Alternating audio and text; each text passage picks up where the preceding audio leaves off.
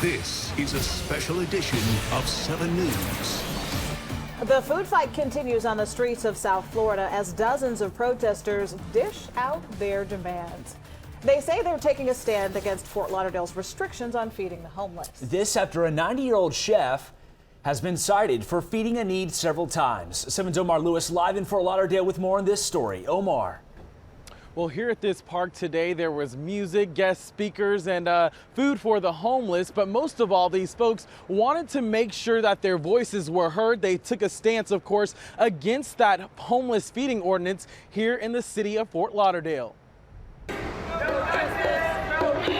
It's a march for a mission to change the homeless feeding rules in Fort Lauderdale. And for these folks, this demonstration has a personal meaning. This goes much deeper than food.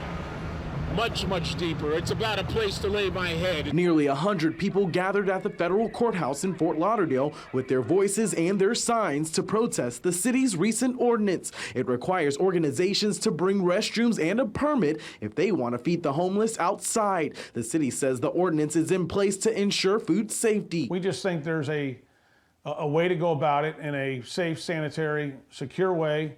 There's a way to go about it with, bathrooms and restrooms. On Saturday, the event was called the Rally for the Homeless, End Criminalization Now. It started at the Federal Courthouse and went to Stranahan Park, where they handed out food. At the event, emotions ran high, even bringing this man to tears. It's to their benefit to tend to the poor. But many of these demonstrators also came to hear a word from one man. 90-year-old Arnold Abbott took the stage to address the crowd. He has led the cause against the city's ordinance and has been feeding the homeless here for 23 years. He's even sued the city before and won, and now he's fighting again. I don't think any judge in this world would uphold these kind of laws that they put together. Abbott has been cited at least 3 times for violating the new city ordinance and now plans to take the city back to court again. He calls the new ordinance a government overreach and says he's certain it will be overturned.